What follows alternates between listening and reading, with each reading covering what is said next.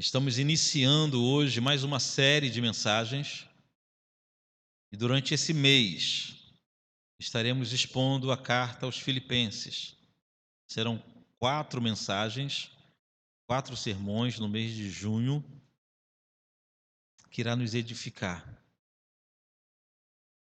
A carta da alegria é essa, né? De repente é isso que você está precisando esses dias, não é verdade?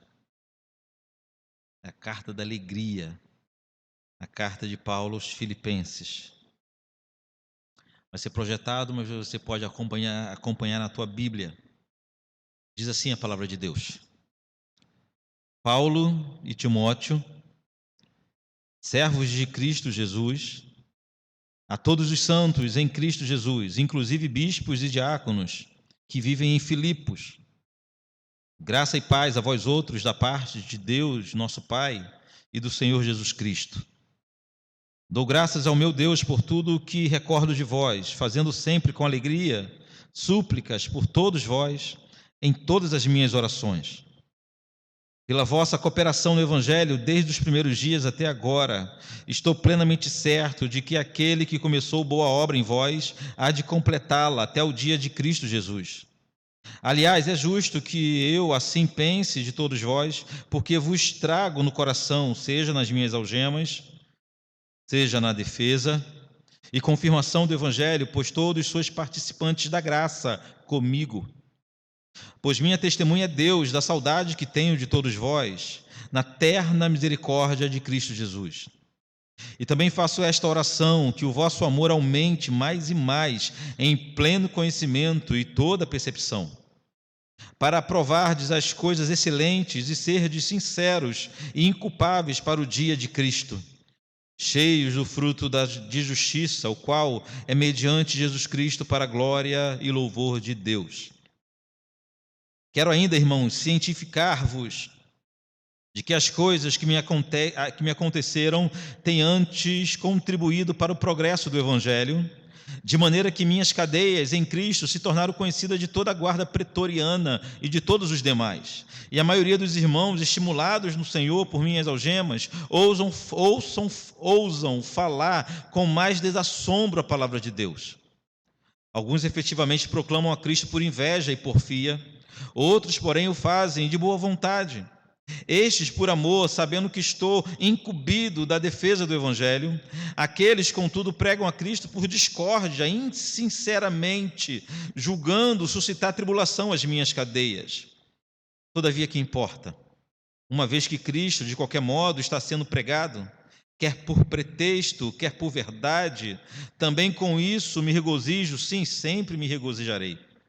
Porque estou certo de que isto mesmo, pela vossa súplica e pela provisão do Espírito do Senhor Jesus Cristo, me redundará em libertação, segundo a minha ardente expectativa e esperança de que em nada serei envergonhado. Antes, com toda ousadia, como sempre, também agora, será Cristo engrandecido no meu corpo, quer pela vida, quer pela morte. Porquanto, para mim, o viver é Cristo e o morrer é lucro. Entretanto, se o viver na carne traz fruto para o meu trabalho, já não sei o que hei de escolher. Ora, de um e do outro lado estou constrangido, tendo o desejo de partir e estar com Cristo, o que é incomparavelmente melhor. Mas por vossa causa é mais necessário permanecer na carne. E convencido disso, estou certo de que ficarei e permanecerei com todos vós para o vosso progresso e gozo da fé, a fim de que aumente, quanto a mim, um motivo de vos gloriardes em Cristo Jesus, pela minha presença de novo convosco. Vivei acima de tudo por modo digno do Evangelho de Cristo, para que, ou eu indo ver-vos, ou estando ausente, ouça no tocante a vós outros que estáis firmes em um só espírito, como uma só alma, lutando juntos pela fé evangélica, e que em nada estáis intimidados pelos adversários, pois o que é para eles prova evidente de perdição é para vós outros de salvação, e isto da parte de Deus. Porque vos foi concedida a graça de padecerdes por Cristo, e não somente de crerdes nele, pois tendes o mesmo combate que vistes em mim, e ainda agora ouvis que é meu. Amém. Senhor Deus, nós te agradecemos pela leitura de tua santa palavra. Agora rogamos pela iluminação do Espírito Santo. Se o Espírito Santo não nos iluminar, nós não compreenderemos nada, ó Deus. Então continue falando conosco, ó Espírito. Em nome de Jesus. Amém.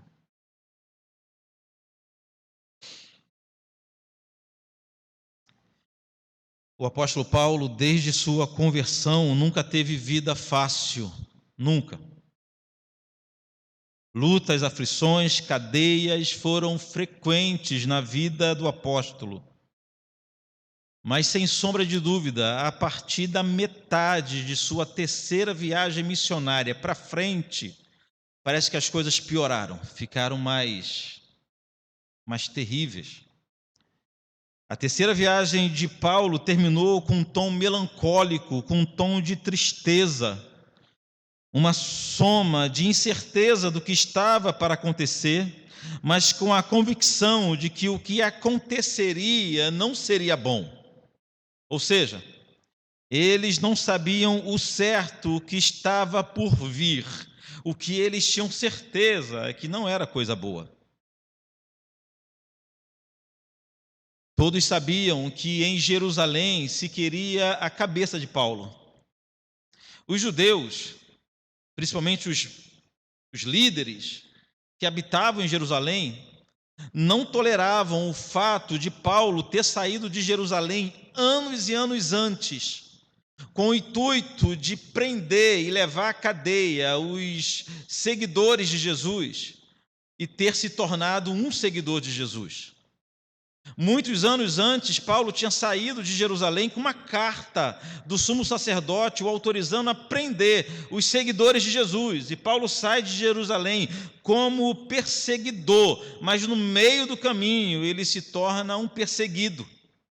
Mas a liderança em Jerusalém não toleravam Paulo e não assimilaram bem essa história. O tom de tristeza com a possibilidade de prisão e morte de Paulo fica evidente na forma emocionada que Paulo se despedia dos seus companheiros quando finalizava a terceira viagem missionária. Como, por exemplo, Paulo, no capítulo 21 do livro de Atos, diz que Paulo se despediu dos seus irmãos que estavam na cidade de Tiro. E foi um episódio emocionante. Depois, com calma, você leia isso com atenção. Capítulo 21 de Atos. Porém, antes do capítulo 21, a despedida emocionada também de Paulo aos presbíteros da cidade de Éfeso. A terceira viagem missionária, Paulo gastou muito tempo em Éfeso, ficou lá, montou o primeiro seminário teológico, passou 2 anos ensinando em Éfeso, criou raízes. Paulo saiu para viajar, para pregar a palavra de Deus, quando ele decidiu que aquela viagem terminaria não em Antioquia, onde era a sua cidade, onde era a sua igreja, mas que aquela viagem terminaria em Jerusalém, onde queriam a sua cabeça. Paulo resolve passar pela cidade de Mileto, próximo a Éfeso, e mandou chamar os presbíteros de Éfeso, e foi uma despedida emocionante demais. Eles se abraçaram, oraram e choraram juntos. Mais na frente, Paulo passa em Cesareia e entra na casa de Filipe, um daqueles que foram separados para a diaconia, no primeiro grupo de diáconos. Filipe agora era evangelista em Cesareia, estava expandindo o reino de Deus em Cesareia. Paulo passa também por Cesareia e a despedida também é muito emocionante. E por que tanta emoção? O motivo de tanta emoção é porque todo mundo sabia que só iriam retornar a ver Paulo novamente na eternidade. Eles sabiam que o tom de despedida era esse. Os presbíteros de Éfeso, os irmãos de Tiro, os irmãos de Cesareia e o próprio Paulo sabia que só se encontrariam novamente, não nessa terra, não nesse mundo. E todos os medos que os irmãos tinham se concretizaram. Ao chegar em Jerusalém, depois de uma confusão, Paulo foi preso. E só naquela prisão ele ficou 2 anos aguardando o julgamento. Quem acha que burocracia é algo novo, é algo da modernidade, se engana. Paulo passou 2 anos ali aguardando o julgamento. Nesse período houve uma troca de governador, quem julgava era o governador, e quando houve uma troca de governador, teve que esperar um novo governador passar pela cidade para julgar a sua causa. E quando Paulo, enfim, foi julgado, ele recorreu a César. O que significa isso? Significa que ele, como cidadão romano, tinha o direito de ser julgado em Roma, na capital, aonde em tese ele teria os seus direitos mais preservados, onde seria um julgamento mais justo comparado a um julgamento que aconteceria em Jerusalém. Ele sabia que em Jerusalém, todo mundo sabia disso, a única coisa que queriam de Paulo em Jerusalém era o pescoço, era a cabeça, nada mais. Ele nunca receberia um julgamento justo na região de Israel. Então ele recorre a César. A viagem a Roma, então, normalmente já era uma viagem difícil. O interessante é que Paulo tinha plano de chegar em Roma com a mensagem do Evangelho. Paulo tinha desejo de pregar o Evangelho em Roma. Ele só não sabia que iria como prisioneiro. Ele foi como prisioneiro. Um navio o levou com demais prisioneiros políticos para Roma, e aquela que já era naturalmente uma viagem difícil, meses em alto mar. Essa viagem foi mais difícil ainda. Enfrentaram um rigoroso inverno. Tiveram que esperar o inverno, aliviar um pouquinho em um dos portos, nas cidades por onde passaram. Enfrentaram muitas tempestades, enfrentaram muitas dificuldades, até que por fim um tufão chamado Euroaquilão deixou o navio desgovernado. E por 15 dias, não um dia, nem 2 dias, por 15 dias não tinham como controlar o navio onde estava Paulo e os demais prisioneiros era varrido pelas ondas no grande mar. Com tudo isso, o navio se despedaçou, eles naufragaram e foram parar numa ilha deserta chamada Malta. Só na ilha de Malta ficaram 3 meses, até que foram bem cuidados na ilha de Malta. Depois de um tempo, um outro navio, pegando eles, levaram direto para Roma. E chegando em Roma, Paulo foi aprisionado, enfim. Paulo ficou em prisão domiciliar, mas não era uma prisão fácil. Por 2 anos, Paulo ficou prisioneiro em Roma. Por 2 anos, ele foi impedido de fazer missão, ele foi impedido de visitar as igrejas, ele foi impedido de sair de casa. Um guarda o vigiava 24 horas por dia, aguardando o julgamento, aguardando um momento, a agenda de César, quando que alguém realmente importante poderia julgar a sua causa. Foi nessa primeira prisão de Paulo em Roma que Paulo escreveu as cartas de Colossenses, Filemão, Efésios e Filipenses. As chamadas cartas da prisão, Paulo escreveu. E hoje nós temos aqui em nossas mãos a carta aos Filipenses, escrita num contexto de aprisionamento. Mas quem eram os filipenses? Que igreja era essa? Só vamos entender a carta se nós entendermos o contexto todo. No final do capítulo 15 de Atos, narra o início da segunda viagem missionária de Paulo, em que o principal companheiro dele foi Silas, mas tinha Timóteo também e Lucas como seus ajudantes. Paulo desejava pregar o evangelho na Ásia. O desejo, a missão, o plano dele era sair de onde ele estava, da Antioquia, e ir pregar o evangelho na Ásia. Mas o texto bíblico é muito claro quando diz que o Espírito Santo o impediu de entrar na Ásia.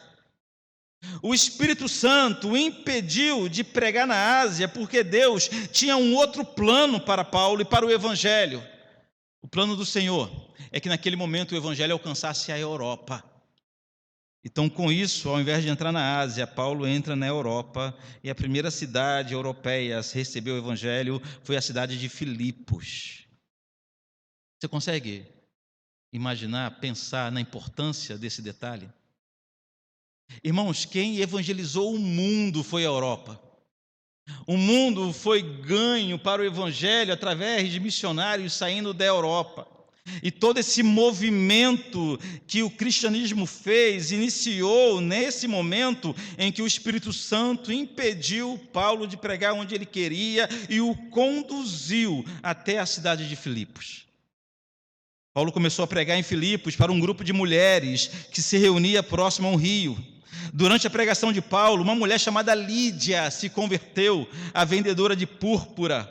O relato bíblico da conversão de Lídia já é um atestado da doutrina da graça. Atos 16:14 diz assim: o Senhor lhe abriu o coração para atender às coisas que Paulo dizia. No meio daquela multidão de pessoas, teve uma que o Senhor abriu o coração dela para ela entender a pregação do Evangelho.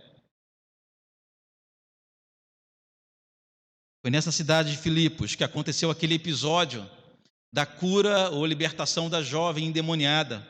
Aquela jovem que tinha um espírito de adivinhação. Lembra essa história? Paulo e Silas encontram a jovem com espírito de adivinhação e repreende aquele espírito maligno e ela é liberta. Com isso, gera prejuízo para os senhores, os homens que lucravam com aquela menina, e eles vão parar na cadeia. Em outro episódio muito conhecido desse momento, quando Paulo e Silas, aproximadamente meia-noite, louvavam ao Senhor, numa situação adversa, provavelmente com os pés e as mãos amarrados a troncos. Eles tinham sido açoitados durante o dia, então a pele deveria estar em carne viva, mas diz o texto bíblico que aproximadamente meia-noite, Paulo e Silas começaram a cantar na prisão, e os outros só ouviam. E enquanto eles cantavam, houve um terremoto, as cadeias, as correntes se desprenderam, as portas abriram. Aí aconteceu um outro episódio muito conhecido que os irmãos vão lembrar, que é o episódio da conversão do carcereiro de Filipos. O carcereiro, ele chega e vê a porta aberta, fica apavorado. Ele sabia que ele seria penalizado com pena de morte, caso deixasse alguém fugir. Mas milagrosamente, por algum motivo, ninguém fugiu, apesar das portas estarem abertas. Paulo fala: calma, homem, estamos todos aqui. E ele fica impressionado com aquilo e faz aquela célebre pergunta: que farei eu para herdar a vida eterna? Aí Paulo responde outra confissão de fé nossa, né? Crê no Senhor Jesus Cristo e será salvo tu e tua casa. Depois dessa prisão, depois que Paulo e Silas foram liberados, eles plantaram uma igreja nessa cidade. E muito provavelmente os primeiros membros dessa igreja foram Lídia e sua família, a jovem ex-endemoniada e o carcereiro e sua família. Essa igreja, irmão, tornou-se uma das principais parceiras do ministério de Paulo. Quando Paulo foi levar a missão e pregar o evangelho em Tessalônica e passou algum tipo de privação, foi os filipenses que enviaram ofertas para o sustento de Paulo.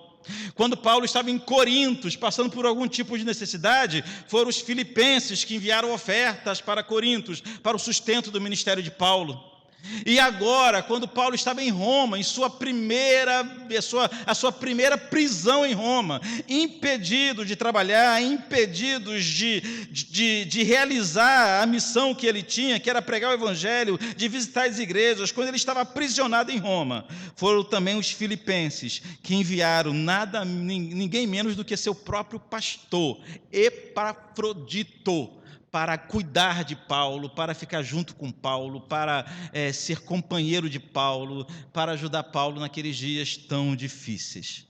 Epafrodito. Quem pensa em ter um bebê? Olha um nome aí bonito aí.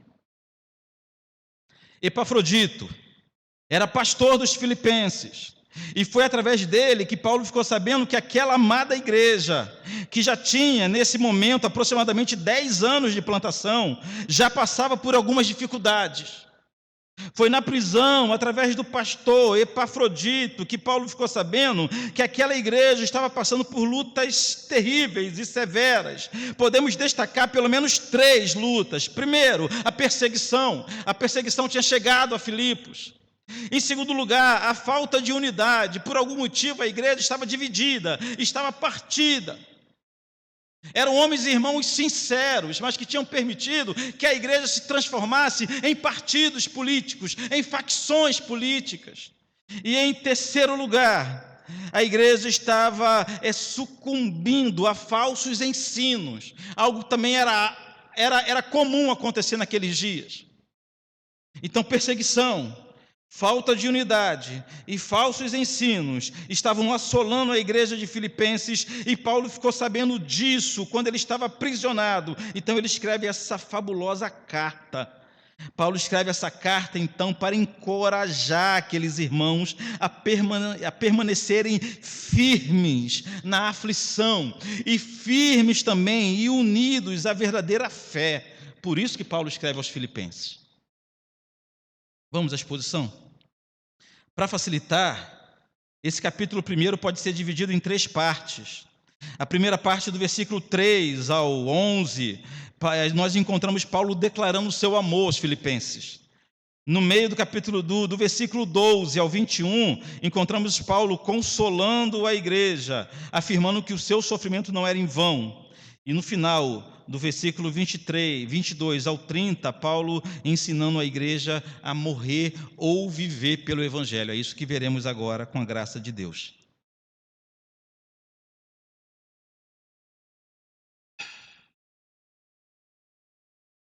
Mantenha a tua Bíblia aberta. Na primeira parte, depois de uma rápida saudação, Paulo declara todo o seu amor pela igreja de Filipos, ao que diz no versículo 3, somente a primeira parte: dou graças ao meu Deus por tudo que recordo de vós. Quando Paulo lembrava daqueles irmãos, ele era levado a glorificar o Senhor. Alguns tentam argumentar que nesse momento Paulo estava sendo apenas educado, estava sendo apenas protocolar, esquecendo que quem inspirava Paulo a escrever era o Espírito Santo, que não mente e não exagera, e não usa apenas de educação em suas palavras. Então é verdade, tudo que Paulo falava é verdade, ele amava aquela igreja. Cada palavra é verdadeira. E nós iremos entender por que à medida que Paulo, ou seja, por que toda vez que Paulo lembrava da igreja de Filipenses, ele dava glória a Deus. Imagina que igreja é essa, né, irmãos? Que igreja era essa? As lembranças que Paulo tinha daqueles irmãos levava Paulo a orar por eles todos os dias. Olha o versículo 4. Fazendo sempre com alegria súplicas por todos vós, em todas as minhas orações. Paulo diz que que orava ao Senhor sempre com alegria. Não era a igreja que pesava no coração de Paulo e fazia Paulo orar com o coração pesado, doído, choroso, ou com algum tipo de sentimento ruim. Não era isso. Não era isso. Quando Paulo escreveu aos Gálatas, o início da carta era diferente, o tom era diferente desse início aqui.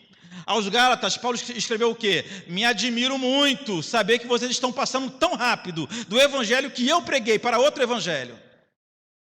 Paulo escreve aos Gálatas por causa de um problema que lhe perturbava, mas aos Filipenses não.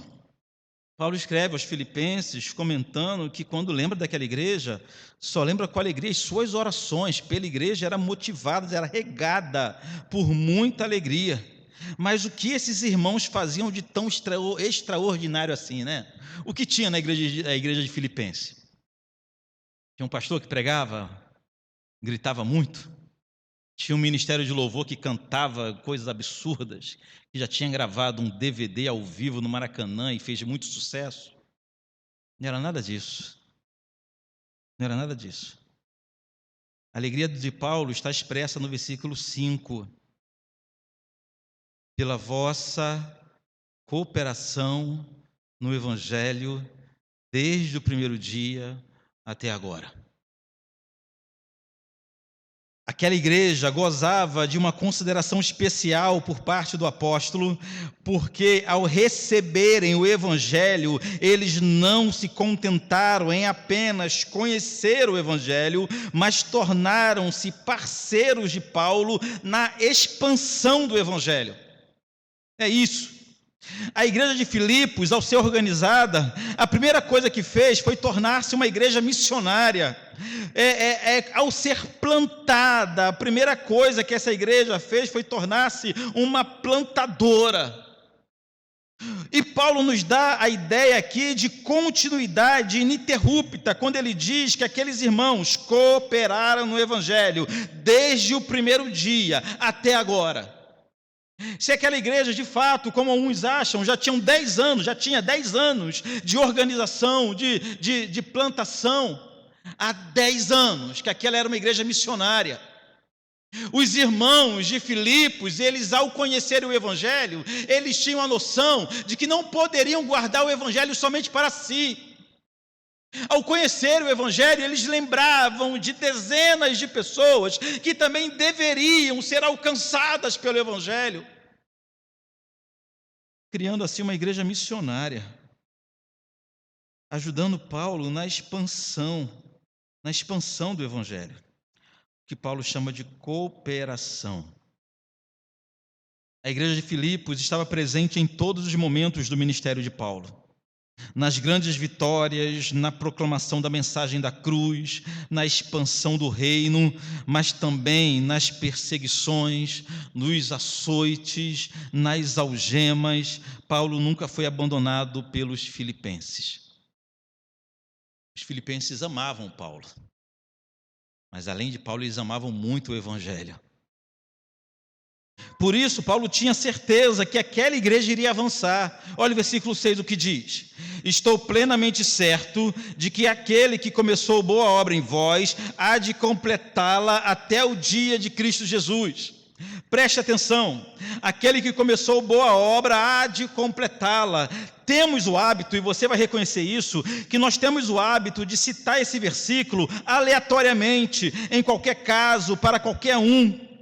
Mas o apóstolo não estava se referindo a um grupo qualquer de pessoas, ele estava se referindo a uma igreja que jamais cansou de trabalhar pela expansão do Evangelho. Irmãos que tinham tanto amor pela glória de Deus, tanta compaixão pelos perdidos e tanta convicção que somente a pregação do Evangelho é capaz de cumprir essa dupla missão, salvar os perdidos para a glória de Deus. Era para essa igreja missionária, evangelizadora, sedenta de almas, que investia na obra de Deus, que Paulo falou: aquele que começou a boa obra em vós há de completar. Paulo não falou isso para uma igreja irresponsável, para uma igreja que não se importa com a missão, que não se importa com o Evangelho.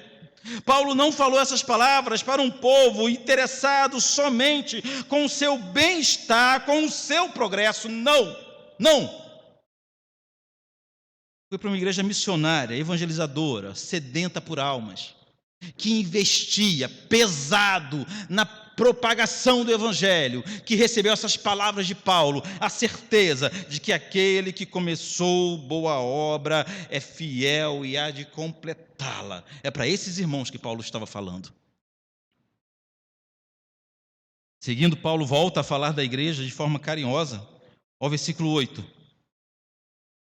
pois minha testemunha é Deus da saudade que tenho de todos vós, na terna misericórdia de Cristo Jesus. Imaginem como foi no momento que essa carta foi lida na igreja de Filipos. Uma carta repleta do coração do apóstolo, não é verdade? Não eram só palavras, o apóstolo empenhou seu coração nessa carta, e dizendo à igreja que tinha saudade daquela igreja. Eu não lembro de outra igreja que Paulo falou que tenha tido saudade. Pode existir, eu não estou lembrando agora. Mas imagina o que seria para a gente receber uma carta dessa do apóstolo. Imagina. Estou com saudade, Deus é testemunha da saudade que eu tenho de vocês. Era uma igreja fenomenal. Esse ponto termina com o apóstolo fazendo uma breve, mas poderosa oração. Olha a oração de Paulo pelos filipenses no capítulo 9 ao 11, do versículo 9 ao 11. Do verso 9 adiante. Uma oração do apóstolo. E também faço esta oração: que o vosso amor aumente mais e mais, em pleno conhecimento e toda percepção, para aprovardes as coisas excelentes e serdes sinceros e inculpáveis para o dia de Cristo, cheios do fruto de justiça, o qual é mediante Jesus Cristo para a glória e louvor de Deus. Ou seja, segundo Paulo, mesmo aquela igreja amável, caridosa, missionária, ainda tinha que se aperfeiçoar. A oração dele era que o amor, que já era muito bom, aumentasse e que eles crescessem ainda mais no conhecimento.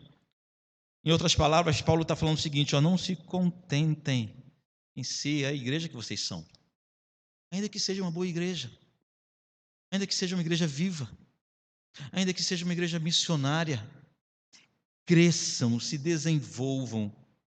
E assim termina a primeira parte do capítulo 1. A segunda parte, que é o tema central desse capítulo, que vai do versículo 12 ao 21, Paulo surpreendeu e consolou a igreja ao afirmar que o seu sofrimento, o sofrimento de Paulo, não era em vão. Segundo o apóstolo, o seu sofrimento, incluindo sua prisão, geravam bons frutos para o evangelho. Olha isso, olha o versículo 12. Esse versículo 12 é tremendo. Quero ainda, irmãos, cientificar-vos de que as coisas que me aconteceram têm antes contribuído para o progresso do Evangelho. Do que Paulo estava se referindo quando disse as coisas que me aconteceram? Ele estava se referindo ao seu sofrimento desde sua prisão em Jerusalém, porém, mais especialmente, sua prisão em Roma. Segundo o apóstolo, seu sofrimento, suas cadeias, suas algemas eram instrumentos nas mãos de Deus para a expansão do Evangelho de Cristo. Dá para a gente entender isso? O comentarista William Barclay diz que o termo que Paulo utilizou aqui no versículo 12, que para nós foi traduzido como progresso, tem originalmente o sentido de avanço militar. Preste atenção nisso, preste atenção nesse detalhe. Ou seja, a presença de Paulo em Roma, ainda que preso, estava provocando um movimento de evangelização comparável ao avanço de um exército no campo de batalha. É isso que Paulo está dizendo aos filipenses. Paulo está falando: eu estou preso, mas o evangelho está avançando como um exército. Isso para consolá-los. O que para muitos era uma prisão, Paulo transformou numa agência missionária. Compreende isso? Olha o versículo 13. De maneira que minhas cadeias em Cristo se tornaram conhecidas de toda a guarda pretoriana e de todos os demais. Irmãos, a guarda pretoriana era a tropa de elite do imperador. Mais de 10.000 homens altamente treinados para proteger a cidade de Roma e proteger o império. Eram soldados pretorianos que vigiavam Paulo. Muitos de nós provavelmente ficaria aterrorizado em se ver na situação que Paulo estava, guardado, protegido, ou escoltado por um homem da guarda do imperador. O pior, segundo a tradição, Paulo estava em prisão domiciliar, mas ele ficava amarrado com correntes ao guarda que estava de plantão. Uma corrente que possivelmente não passava de meio metro, um côvado. Então Paulo, ele transitava, ele tinha liberdade para andar dentro de casa, mas com um soldado da tropa de elite de César agarrado em si. Queridos, qualquer um de nós enxergaria isso como uma desgraça, mas Paulo enxergou como uma oportunidade. Pense comigo. E Paulo pensou assim: se cada soldado ficar aqui um plantão de 6 horas, eu vou poder pregar para 4 soldados por dia. 4 soldados por dia. Ele ficou preso lá 2 anos. 2 anos. É muita coisa. E aparentemente, irmãos, o que aqueles soldados ouviam de Paulo, eles transmitiam aos seus colegas de farda. E assim, foi dessa forma que o evangelho inundou a cidade de Roma. Roma foi inundada com a mensagem da cruz, porque Paulo não se conteve e pregava o evangelho para aqueles guardas que estavam ali para a sua prisão. E não saía um, temos certeza disso. Não saía um guarda, não acabava um plantão sem Paulo pregar para aqueles homens. Acreditando ou não, aqueles homens chegavam para os seus colegas e contavam tudo que ouviram Paulo falar e viram Paulo fazer. Através deles, Roma estava sendo inundada pelo evangelho. Por isso que no versículo 13 diz assim: de maneira que minhas cadeias em Cristo se tornaram conhecidas de toda a guarda pretoriana. Todos ficaram sabendo. E todos os demais. Aqueles soldados pensavam que estavam a serviço de César, mas eles estavam a serviço de Cristo. Só não sabia. Como todo mundo. Está a serviço do Senhor. Só não sabe. Aprendemos aqui que o imperador podia até aprisionar o mensageiro, mas não tinha como aprisionar a mensagem. A mensagem é poderosa. A mensagem tem vida própria. A mensagem é o evangelho. Do versículo 15, Paulo segue dizendo que os crentes também foram impactados. Além dos guardas serem impactados, os crentes que haviam em Roma, olha, irmãos, em contexto de perseguição, também foram impactados. Olha o verso 14, o que diz. E a maioria dos irmãos, estimulados no Senhor por minhas algemas, ousam falar com mais desassombro a palavra de Deus. Segundo as palavras de Paulo, então, parece que estava havendo um avivamento na cidade de Roma. Soldados reproduzindo a palavra de Deus para os seus amigos, e muitos deles se convertendo. Os crentes, saindo de seus esconderijos, passaram a pregar com mais determinação, com mais coragem, e a capital do império estava sendo tomada pelo evangelho de Jesus. Os crentes estavam impactados com o fato de Paulo, aprisionado, acorrentado, pregar mais o evangelho do que eles que estavam livres.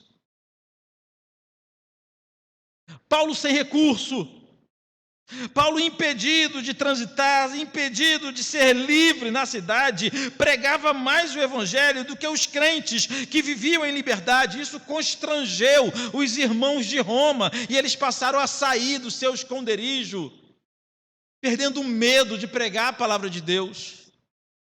De novo, eu afirmo, o imperador podia prender, aprisionar o mensageiro, não a mensagem. Do versículo 15 ao 18, Paulo informa que em meio àquele grande despertamento, havia alguns irmãos pregando o evangelho correto, mas pela motivação errada. Você passou por esse texto? Nem vou ler. Enquanto uns pregavam o evangelho por amor de Cristo, ou por compaixão aos perdidos, outros pregavam o evangelho por vaidade, por vanglória, para parecer mais espiritual, ou em alguns casos até para prejudicar Paulo, que estava em prisão. Mas Paulo nos ensina o seguinte: o que importa é que Jesus está sendo pregado. O que importa é que Jesus está sendo pregado.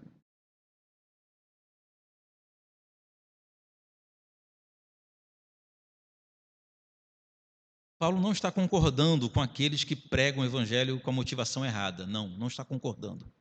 Não está em acordo com essas pessoas.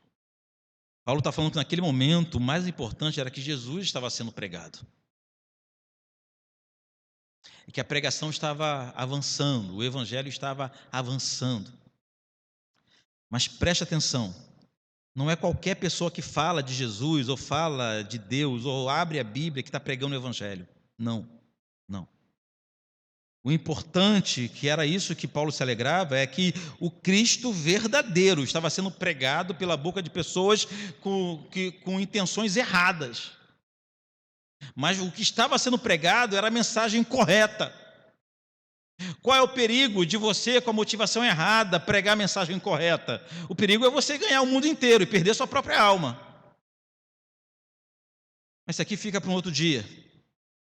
O importante para a gente é saber que Paulo se alegrava com a expansão do Evangelho e que a cidade de Roma, o império, a capital do império, estava sendo inundada com a mensagem da cruz.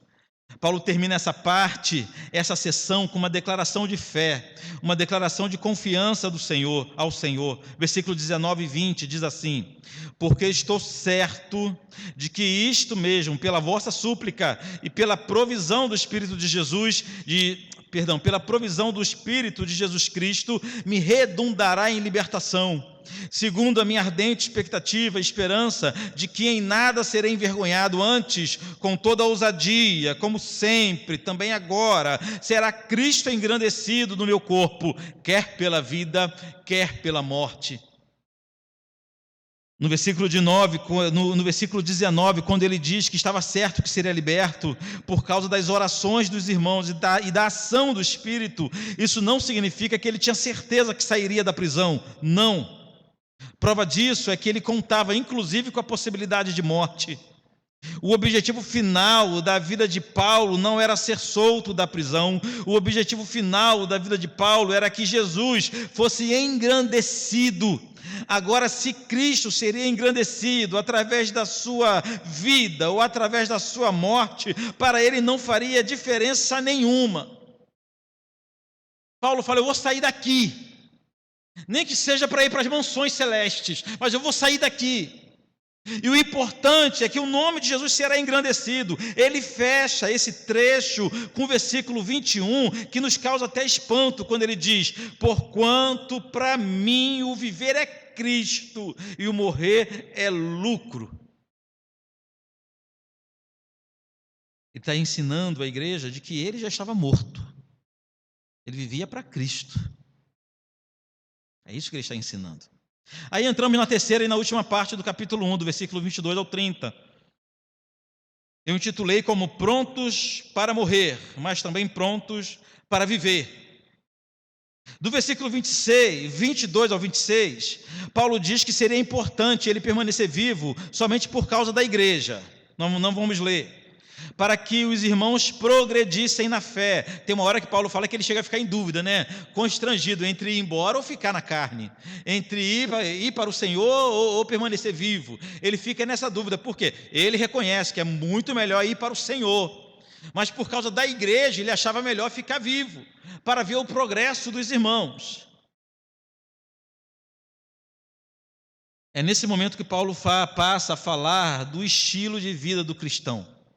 Olha o que está escrito no versículo 27. 27. Apenas a primeira parte. Vivei, acima de tudo, por modo digno do Evangelho de Cristo. Esse acima de tudo aqui não significa que viver por modo digno do Evangelho deve ser nossa primeira preocupação. Acima de tudo, não tem um sentido de primeira coisa, em primeiro lugar, não. No original, o sentido aqui é de forma única. Ficaria assim o texto, então, mais precisamente traduzido: vivei somente por modo digno do Evangelho. Não há outra forma de viver. Temos que observar que até esse ponto, nessa carta, Paulo estava falando da possibilidade de morrer pelo Evangelho, de morrer por Cristo. Mas a partir desse ponto, ele nos dá uma outra ordem, que é a de vivermos pelo Evangelho. E isso é seríssimo. É seríssimo.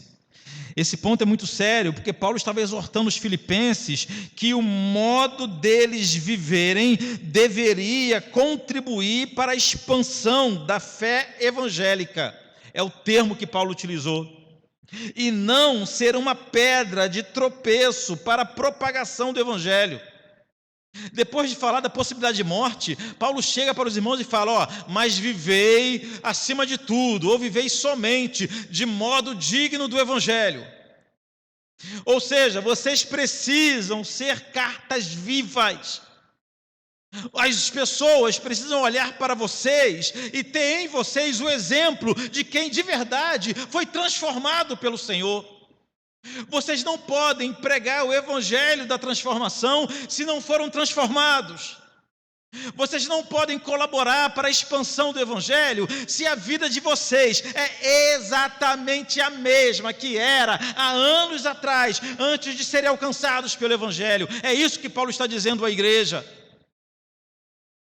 Eu não sou daqueles que acredita que a gente prega sem palavras, não é isso? Há uma frase até bonita que se popularizou, muitos dizem que foi São Francisco de Assis quem disse, que nós devemos pregar em todo o tempo, quando for preciso, use palavras. Não temos como concordar isso, uma vez que a fé só vem pelo ouvir, não pelo ver. Nós não pregamos o tempo todo com nossas atitudes, nós não pregamos com atitude, nossas atitudes não convencem, não converte ninguém. Nossas atitudes colaboram com a pregação do evangelho. E o que Paulo está dizendo aqui é o seguinte, que a atitude de vocês não seja uma pedra de tropeço na expansão do evangelho, que a atitude de vocês que não tem o poder de converter ninguém, mas também não atrapalhe. É isso que Paulo está dizendo.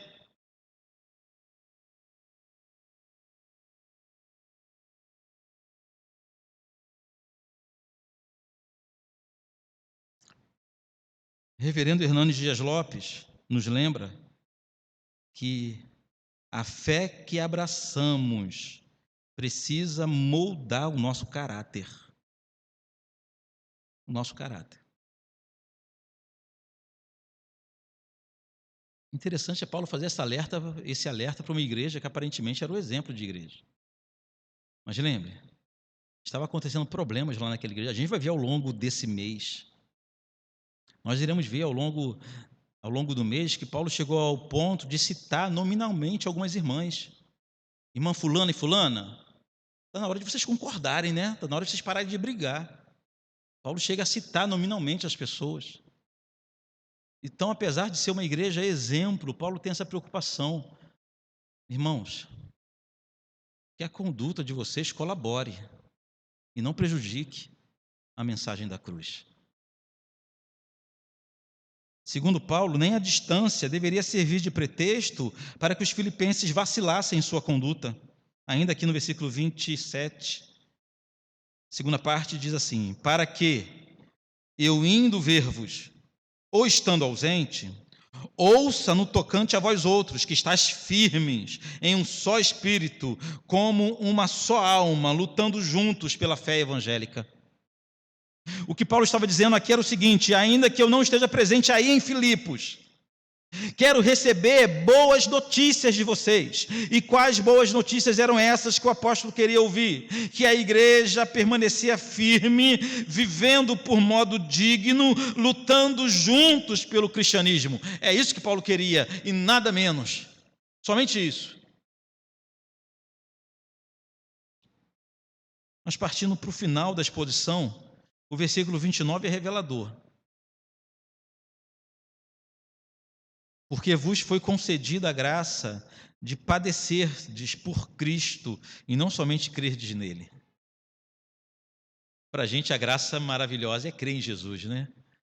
Quando aconteceu o que aconteceu com Lídia, e quando Paulo pregava em Filipos, o Espírito Santo entra em nosso coração e nos faz receptíveis à mensagem do Evangelho e nos dá o dom da fé. A fé é um dom que o Senhor dá. Paulo está falando que além dessa graça, existe a graça de padecer por Cristo. É um presente que o Senhor nos dá, a chance de padecermos por Ele. E aqui nós temos um mistério, irmãos. Um mistério que para nós é um mistério, mas que era a marca da igreja primitiva, que era a certeza de que sofrer por Jesus é um privilégio. Em Atos capítulo 5, versículo 41, diz que os apóstolos, depois de terem sido açoitados, logo no início do ministério apostólico, depois de terem sido açoitados e aprisionados, eles regozijaram pelo fato, e o texto está assim, de terem sido considerados dignos de sofrerem pelo nome de Jesus. Olha que maravilha! Nós que não entendemos isso, Não é desejar perseguição, é loucura desejar perseguição. Perseguição não se deseja, mas sim é encarar a perseguição como um privilégio. Essa era uma das marcas da igreja do primeiro século que nós perdemos ao longo dos anos. E Paulo volta a ensinar os irmãos: irmãos, vocês têm que lembrar disso. Ser perseguido por Jesus é uma graça, é um dom, é um presente. E assim Paulo termina a sua carta. Assim Paulo termina esse capítulo. O último versículo ele lembra que os seus próprios açoites, sua própria perseguição, servia como exemplo para os irmãos. Queridos, qual doutrina, qual o principal ensinamento do capítulo 1 de Filipenses? O principal ensinamento é como ter alegria em dias tão difíceis. E veja como isso é profundamente aplicável para os nossos dias. Esse é o principal ensinamento do primeiro capítulo dessa carta. Essa é a carta da alegria. O tema da nossa série de mensagem desse mês é alegrai-vos. Mas o primeiro ponto que precisamos destacar é que a carta da alegria foi escrita em prisão, em algemas. Paulo não estava em outra situação quando escreveu essa carta. Paulo não estava de férias em Roma. Paulo não estava em um resort, em um hotel fazenda, sentado à beira da piscina, escrevendo alegrai-vos no Senhor. Não era assim. Quando vimos, Paulo estava aprisionado com ferros, agarrado suas mãos ou seus pés a um soldado romano, impedido, tendo sua liberdade cerceada. Foi nesse contexto que ele escreveu a carta da alegria. Então, de novo, como ter alegria em dias tão difíceis? Nós aprendemos com Paulo que o seu principal motivo de alegria era ver a expansão do Evangelho. Paulo não olha para si, para procurar em si um motivo de alegria. Paulo não olha para si e fala: não, pelo menos eu estou vivo, né? Estou amarrado aqui, mas eu estou vivo, né? Estou comendo todo dia. A igreja está mandando oferta para mim e eu tenho que me alimentar. Pelo menos eu estou em Roma, né? Não estou lá na região de Israel, né? Pelo menos, não. Nenhum desses eram os motivos de alegria de Paulo. Paulo ele não olhava os elementos humanos procurando encontrar aqui na terra, no aspecto natural, no que ele pudesse ver, motivos para se alegrar em meio à grande tribulação. Não. O primeiro grande motivo, ou o grande motivo do apóstolo Paulo demonstrar alegria, pelo menos que fica explícito aqui no capítulo 1, é o progresso do Evangelho. Ele percebia o que temos dificuldades de entender, que as grandes adversidades são também grandes oportunidades de pregarmos o Evangelho. Somente o Evangelho de Jesus tem o poder para transformar vidas. Então, se alegrar com o progresso do Evangelho não é se alegrar com a expansão de uma igreja ou de uma denominação. Nos alegramos com o progresso do Evangelho por amor às pessoas. Nos alegramos com o progresso do Evangelho porque sabemos que vidas perdidas, vidas desesperadas, famílias arruinadas só podem ter suas histórias modificadas no dia que tiverem um encontro com Cristo e forem alcançados pela graça de Deus. A expansão do Evangelho não é um plano para a igreja dominar o mundo, não. A expansão do Evangelho é um plano para transformar vidas. Por isso Paulo se alegrava. Paulo se alegrava porque a sua prisão, a sua cadeia, estava fazendo bem a outras pessoas. Pessoas desesperadas, estavam tendo esperança quando ouviam a mensagem do Evangelho. Famílias arruinadas eram transformadas pelo poder do Evangelho. Pessoas oprimidas pela tristeza, pela angústia, tinham sua alegria restaurada pelo poder da mensagem da cruz.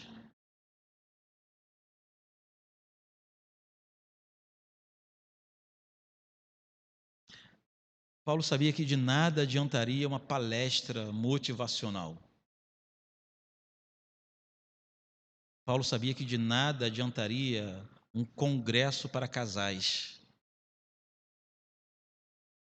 Paulo sabia que de nada adiantaria aconselhamento de cunho psicológico, né, terapêutico. Paulo sabia que a única força, o único poder capaz de transformar as vidas em Roma, em Filipos, em Jerusalém, em Nova Iguaçu, é o Evangelho de Jesus. O que as pessoas precisam não é de bons palestrantes. O que as pessoas precisam não é de coach. O que as pessoas precisam não é de treinamento para aprender a trabalhar melhor suas emoções. O que as pessoas precisam não é de encontro de casais para fazer lá um joguinho, um negocinho lá, correr para lá, um segredo, uma foto e ter as suas vidas transformadas. O que as pessoas precisam é do Evangelho. O que precisamos é do Evangelho. O que o teu marido precisa para ser um marido melhor é ser cristão. O que você precisa para ser uma mulher melhor, uma esposa melhor, uma filha melhor, é se converter ao Senhor. O que os teus filhos precisam para transformar a realidade lá na tua casa é conhecer Jesus. O que eu preciso para melhorar como pessoa é conhecer Jesus. O que o teu patrão precisa não é de um livro de sociologia. O que teu patrão precisa é se converter. O que o empregado precisa é se converter. O que todo mundo precisa é de Cristo.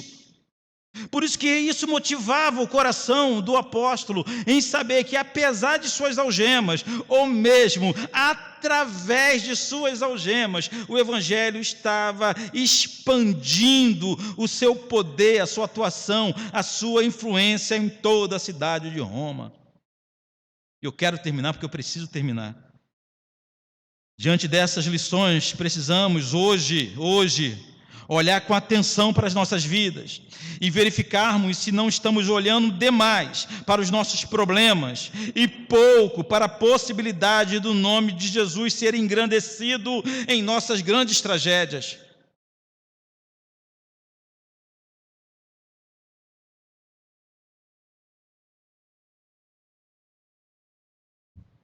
Conversava com amigos esses dias e essa tragédia tem feito a gente frequentar muito mesmo os sepultamentos.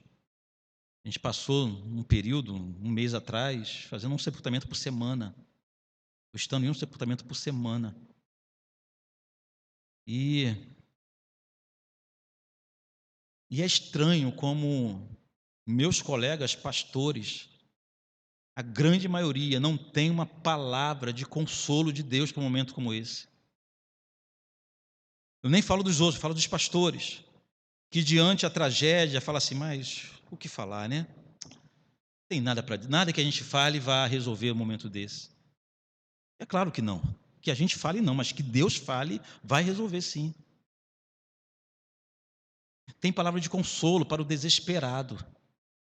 Então, no momento de desespero, em que a dor da partida está sufocando o coração, Deus pode falar com essas pessoas.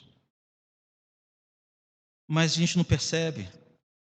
Quem passa pela dificuldade, nós também ficamos demasiadamente olhando para o problema, sem perceber a possibilidade do Evangelho transformar a vida daquelas pessoas, mesmo no momento de grande desgraça. Mas também diante dessa lição, também aprendemos que podemos ter alegria na dor. Isso não significa que gostamos de sofrer e temos que sair daqui hoje, a partir desse dia, celebrando toda hora que a gente sofre. Não é isso que a Bíblia nos ensina. Ninguém gosta de sofrer. Mas alegria na dor para o cristão significa alegria apesar da dor. Nós temos uma esperança que vai para além desse mundo, nós temos uma esperança que vai para além dessa história, nossa esperança não está limitada a esse mundo. Por isso que apesar de todas as dores que nós atravessamos, nós nos contentamos em Jesus Cristo. Por isso que a gente canta, sou feliz com Jesus da forma que a gente canta. Sou feliz com Jesus não é uma música dançante, porque não é para ser. E a nossa alegria não é essa alegria de pular, dançar. Em determinado momento, pode acontecer isso sim, mas nossa alegria não se manifesta dessa forma. Nossa alegria é perene. eterna, é o contentamento de quem sabe que, por maior que sejam as aflições, Cristo está conosco, não é o fim, Ele ainda governa a história, Ele ainda é soberano sobre todas as coisas. Por isso que nós não nos desesperamos, sofremos, mas contentes em Jesus. Por isso cantamos: se paz a mais doce me deres gozar, ou dor a mais forte eu sofrer, seja o que for, tu me fazes saber que feliz eu serei com Jesus. Amém? Eu tenho que terminar com um desafio a você. Nosso desafio é um desafio de arrependimento. Devemos hoje nos envergonhar de todos os momentos que nós nos desesperamos ou não vimos a oportunidade de nos alegrarmos em Cristo, mesmo em momento de dor e de tristeza. Que venhamos nos alegrar, que venhamos nos arrepender de não usar as tragédias da vida também para a expansão da mensagem do reino. Que a palavra do Senhor transforme as nossas vidas. Hey.